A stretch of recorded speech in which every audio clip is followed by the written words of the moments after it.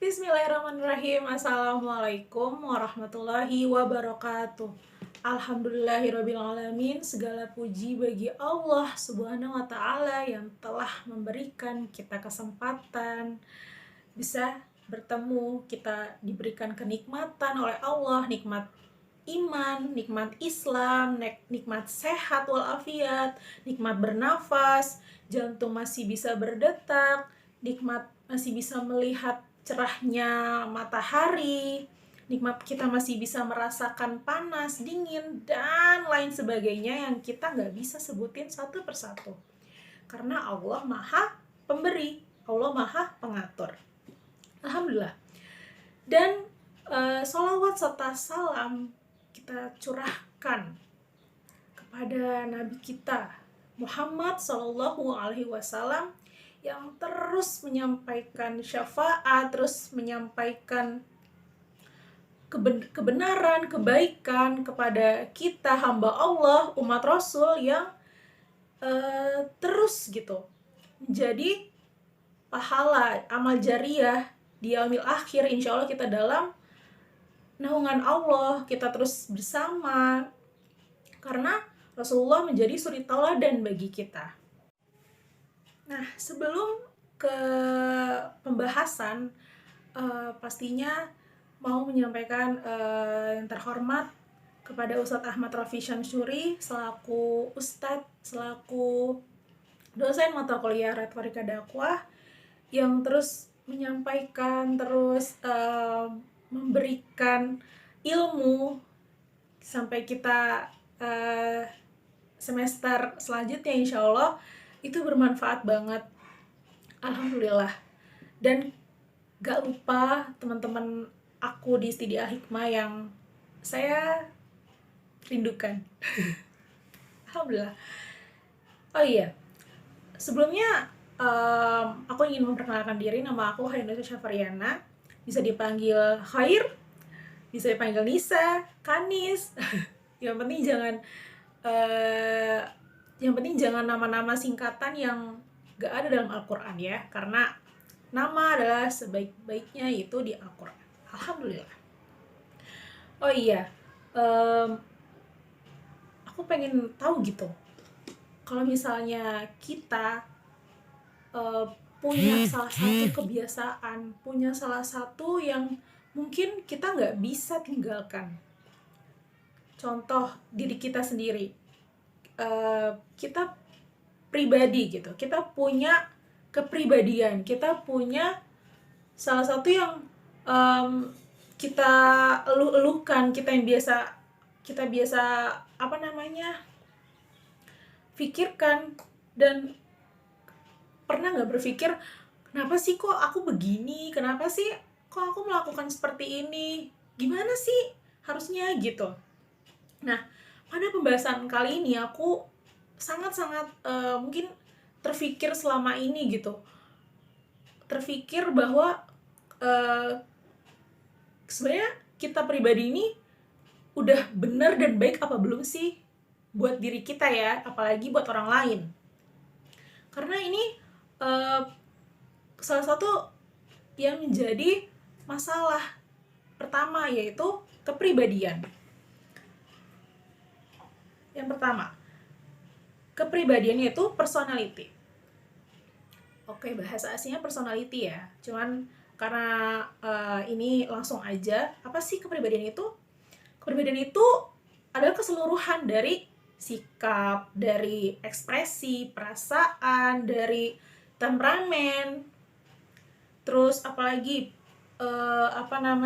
perilaku, pemikiran, dan lain sebagainya. Itu pasti awalnya adalah kepribadian kita dilihat gitu. Kepribadian kita ada yang terlihat, ada yang tidak terlihat. Nah, yang selanjutnya, dan kenapa gitu kita harus menentukan kepribadian diri kita atau orang lain? Kenapa sih kita harus tahu gitu kepribadian orang lain juga? Lah, diri kita aja belum tahu. Nah, itu dia masalahnya. Sebelum kita mengetahui kepribadian orang lain, kita harus mengetahui dan kita harus menentukan kepribadian diri kita. Oh tenang, kepribadian itu gak harus kita harus dari, misalnya kita dari kecil dulu atau enggak, udah tua begini masa kita ini sih harus gitu menentukan, harus memikirkan kemudian kita seperti apa. Itu harus karena kita hamba Allah gitu, hamba Allah yang akan menjadi orang yang salah satu yang bisa kita sampaikan kebenarannya, kebaikannya. Nah, sebelum itu kita harus tahu bahwa keberadaan kita itu pantas nggak, cocok nggak. Kalau orang lain itu melihatnya, lo aja kayak gitu, lo aja kayak gini. Nah, itu satu. Dan balik lagi, kenapa kita harus menentukan kepribadian seseorang dan diri kita sendiri? Pertama, karena kita pasti dong, kita punya kepribadian yang sangat khas gitu. Sangat yang, ini nih kayaknya gue banget nih. Ini nih kayaknya pantas banget nih, kayaknya pas banget nih sama aku banget nih. Nah, kedua adalah pribadinya itu kuat atau enggak.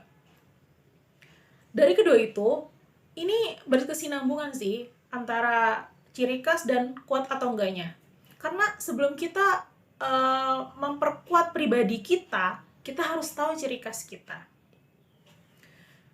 Padahal ciri khas itu kan bisa terlihat, bisa nggak terlihat dong. Nah, dan yang lain yang banyak banget difikirkan, yang banyak banget orang itu mungkin menilai ya, pasti dari fisiknya, dari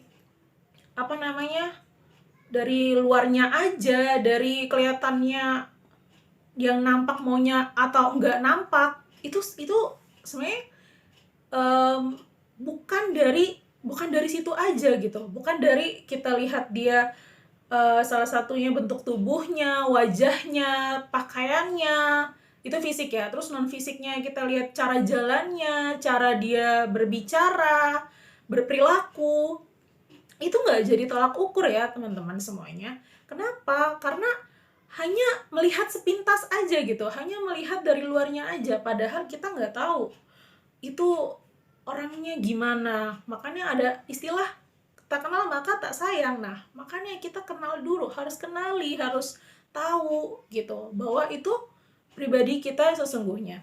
Banyak banget pastikan yang kayak sok-sok tahu gitu, yang pengen dibilang peramal gitu. Lu kayaknya ini deh, pelit deh, lu kayaknya ramah deh, lu kayaknya suka ini deh, bla bla bla. Nah, padahal nilai-nilai kayak fisik, non fisik itu tuh bukan banget gitu, nggak banget dipersepsi bagi kita kaum muslimin, kaum muslimah.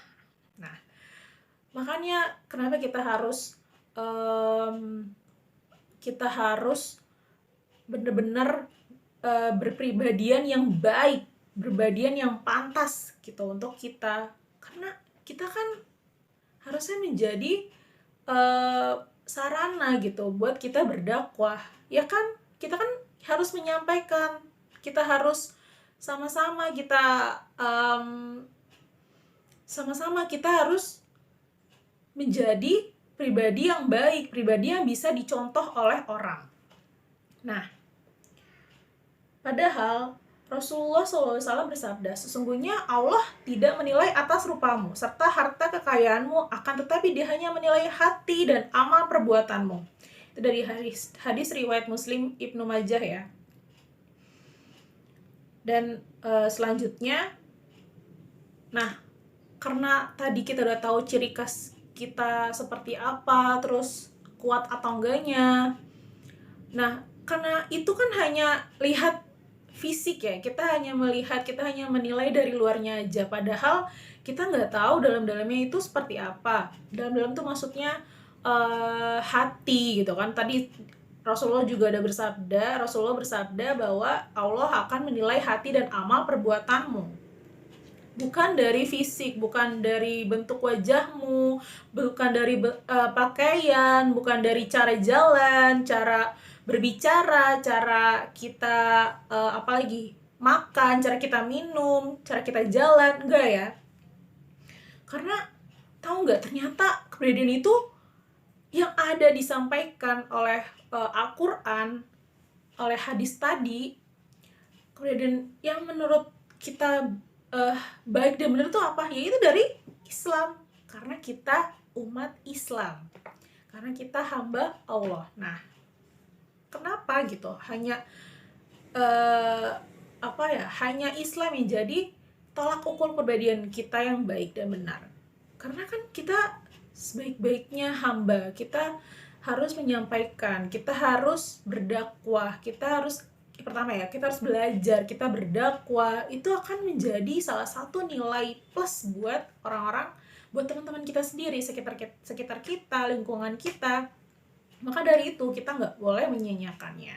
Nah, pertama yaitu pola pikir. Ini aku sebutin lagi ya. Terus kedua, berperilaku. Pola pikir, kalau di dalam di dalam bahasa Arabnya itu akliyah, pola pikir. Terus berperilaku itu nafsiyah. Sebenarnya apa sih pola pikir itu? Pola pikir itu kan kita sebelum kita berperilaku, kita harus berpikir gitu. Kita harus berpikir bahwa kita habis ini mau ngapain ya? Kita ini enak apa enggak ya? Makanan ini enak apa enggak ya? Terus ini pantas atau enggak ya? Nah, itu kan kita berpikir sebelum kita melakukan sesuatu. Tapi ada loh, kita sudah melakukan sesuatu tapi kita baru berpikir. Contohnya, kayak kita mungkin ya, kita biasa diperintah, biasa kita diajak, itu pasti kita, itu kebiasaan, karena kebiasaan jadi sulit gitu menentukan pola pikir dulu baru sikap. Kayak kita, tadi gue mau ngapain ya, tadi kayaknya gue mau ini deh. Nah, itu kan kayak apa sih, telat ya, terlambat gitu, lola ya, maka itu jadinya loading lama. Nah, itulah dia kalau kita nggak berpikir bagaimana kita melakukan sesuatu yang baik, benar, dan pantas, itu kita harus dari pola pikir dulu. Itulah hakikat kepribadian itu pasti ya, pertama pola pikir. Gak mungkin dong kita mau jadi pribadi yang taat, pribadi yang benar, itu gak ada dalam pikiran, gak ada.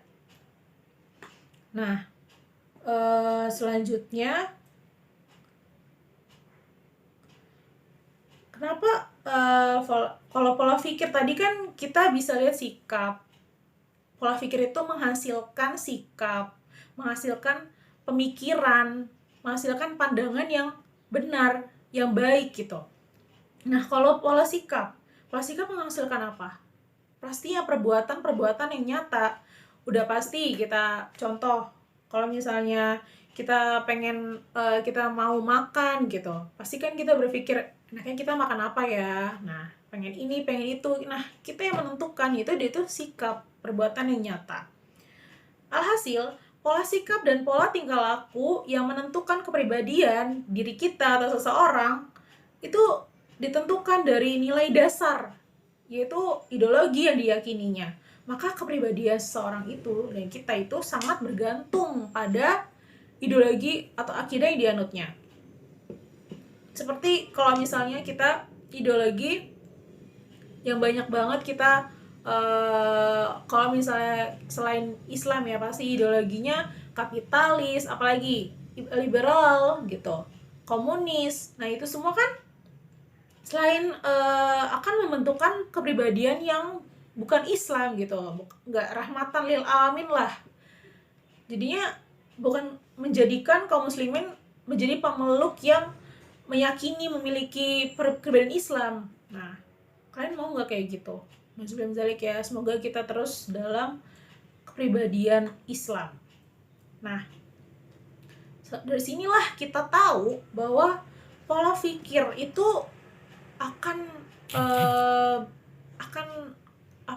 menghasilkan gitu pemikiran yang bagaimana kita bersikap, terus bagaimana cara pandang kita. Ya kan pasti dong kita berpikir gitu. Misalnya kita berpikir, ya sekarang banyak banget pemberitaan gitu, kriminal, terus apalagi kerusakan banjir, terus gempa, tsunami yang Ya Allah, kita tuh bener-bener dibuat takut ya. Mungkin semoga kita nggak menjadikan itu jadi eh, pandangan kita yang salah gitu, karena kan ini udah ada, karena kita masih dalam keadaan yang kita harus di rumah, terus virus, dan semoga imun kita nggak lemah, iman kita nggak lemah, insya Allah gitu akan berdampak bagi kebaikan. Nah, bagaimana kita bersikap, bagaimana cara pandang kita, nah, dan dalam kita itu semua, bagaimananya itu akan menghasilkan gitu perilaku kita, perbuatan kita.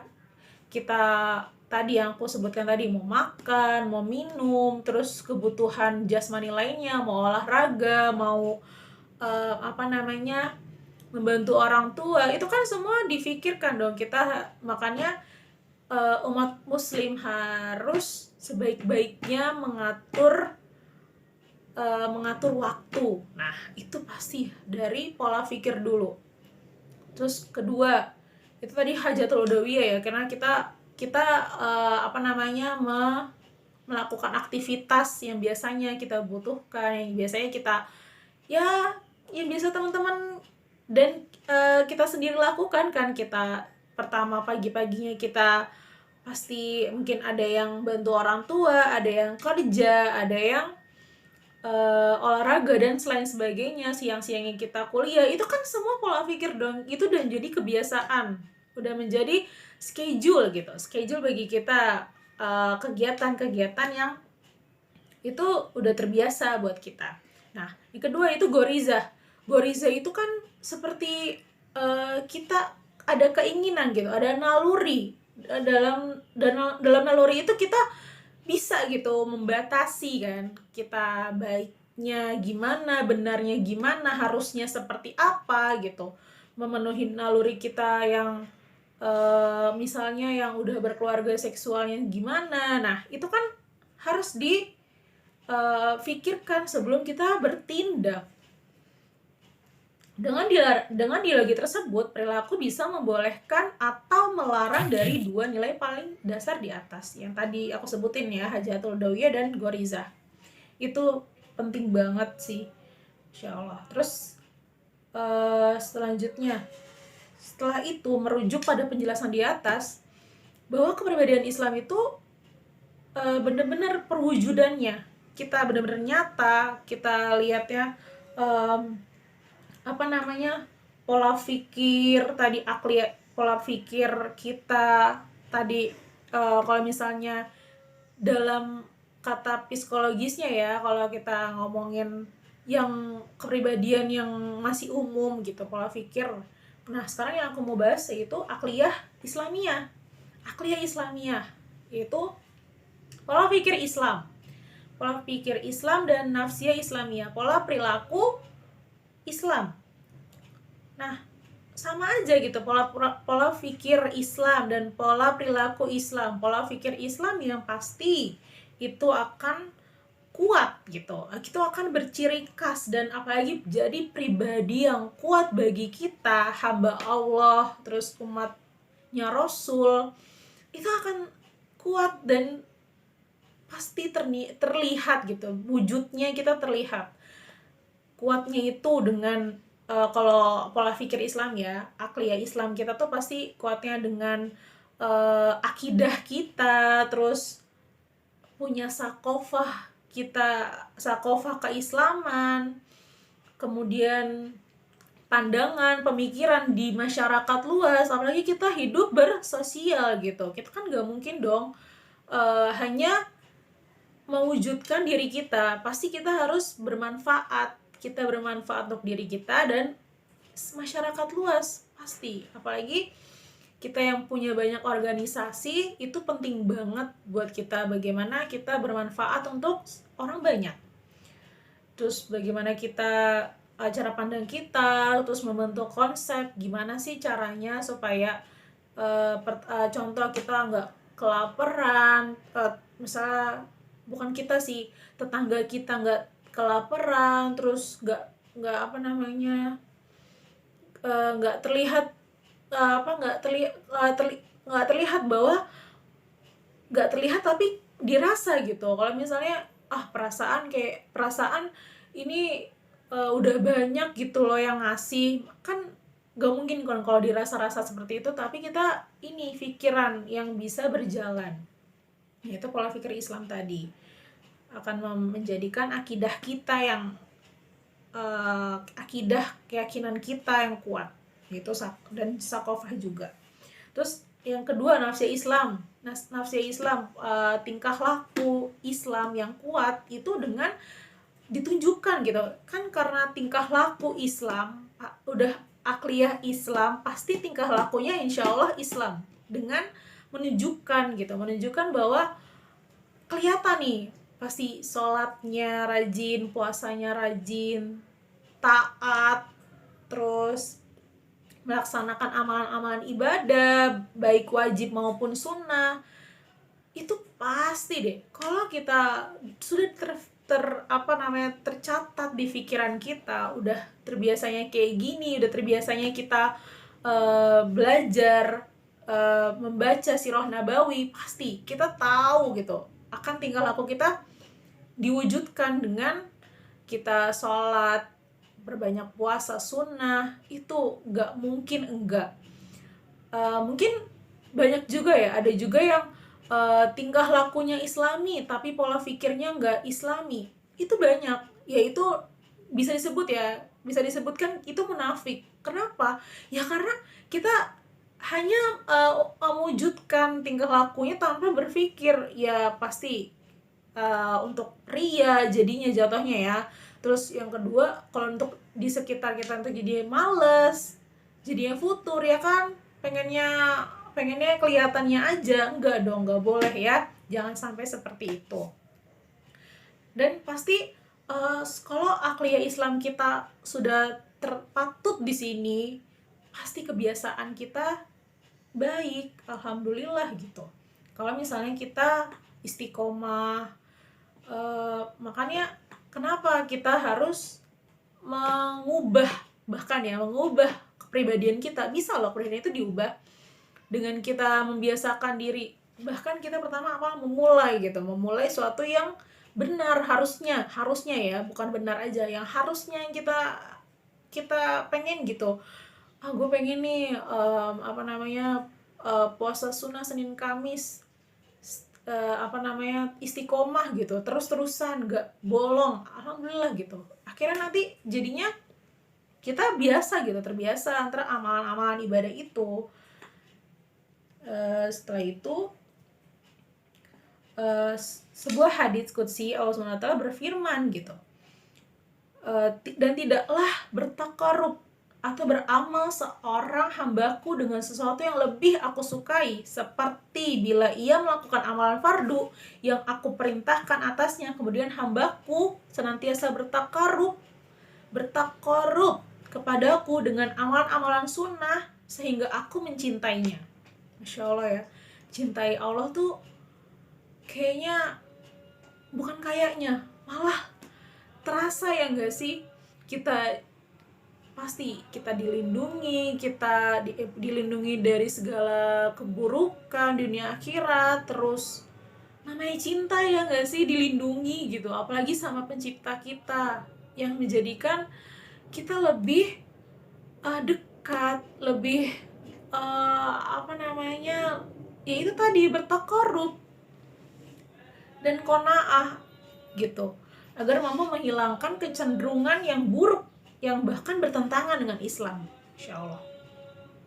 Dengan cara inilah yang aku sebutkan, kalau misalnya tadi secara umum itu kepribadian, kalau misalnya secara Islam itu saksiyah Islam, kepribadian Islam, itu akan terus meningkat jika pemikiran Islamnya itu pemikiran pola pikir tadi kita cemerlang, terus jiwa Islam yang mantap, istiqomah. Masya Allah, itu insya Allah dalam naungannya Allah, dalam kemuliaan Allah gitu pastinya ya. Itu saja yang bisa saya sampaikan. Mohon maaf jika ada kurang bahkan salah dalam berkata, dalam berbuat ya. Dan semua itu datangnya soalnya itu dari saya, dan jangan salahkan siapapun ya. Terima kasih. Assalamualaikum warahmatullahi wabarakatuh.